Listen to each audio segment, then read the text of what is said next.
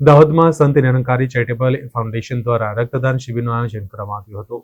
દાહોદમાં સતગુરુ માતા સુદીક્ષાજી મહારાજના દિવ્ય માર્ગદર્શન હેઠળ નિરંકારી મિશનની સામાજિક શાખા સંત નિરંકારી ચેરિટેબલ ફાઉન્ડેશન દ્વારા પટિયા બ્રાન્ચના શહેરમાં રક્તદાન શિબિરનું આયોજન સિંધી સમાજની વાડીમાં કરવામાં આવ્યું હતું, જેમાં નિરંકારી મિશનના અને શહેર તેમજ આજુબાજુના ગામના અનેક નાગરિકોએ નિસ્વાર્થ ભાવથી રક્તદાન કર્યું હતું, જેમાં સૌથી વધુ રક્ત યુનિટ એકત્ર કરવામાં આવ્યું હતું. રક્ત એકત્રિત કરવા માટે ઇન્ડિયન રેડ ક્રોસ સોસાયટી ગોધરાની ટીમ ઉપસ્થિત રહી હતી. સાથે સાથે સત્સંગ કાર્યક્રમનું પણ આયોજન કરવામાં આવ્યું હતું, જેમાં મોટી સંખ્યામાં નિરંકારી ભક્તોએ ભાગ લીધો હતો. આ શિબિરનું ઉદઘાટન દાહોદ ઝોનના ઝોનલ ઇન્ચાર્જ ભૂપેન્દ્રભાઈ ગઢિયાજીના કર કમલો દ્વારા કરવામાં આવ્યું હતું.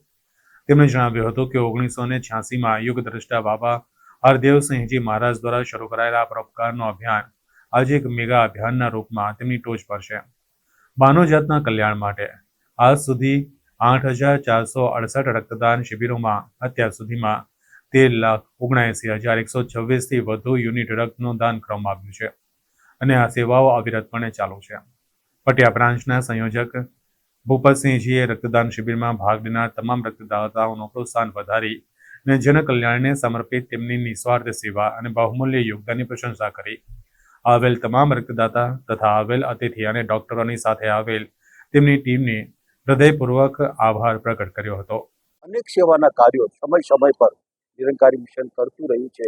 જ્યારે પૂરગ્રસ્ત થયું ત્યારે પણ આ નિરંકારી મિશનના અનુયાયીઓએ પોતાનો જીવ જોખમમાં નાખીને પણ જરૂરતમંદો સુધી જરૂરી સામગ્રી પહોંચતી કરી છે, એમના જીવ બચાવ્યા છે. એવી જ રીતના વૃક્ષારોપણની જરૂર પડી ત્યારે વૃક્ષારોપણ બી ઘણા વિષમતા કરવામાં આવ્યા છે. સાથે સાથે જ્યારે આવશ્યકતા પડી છે, હવે વચમાં જ આપણે જોયું કે એક જળ જીવનની વાત આવી.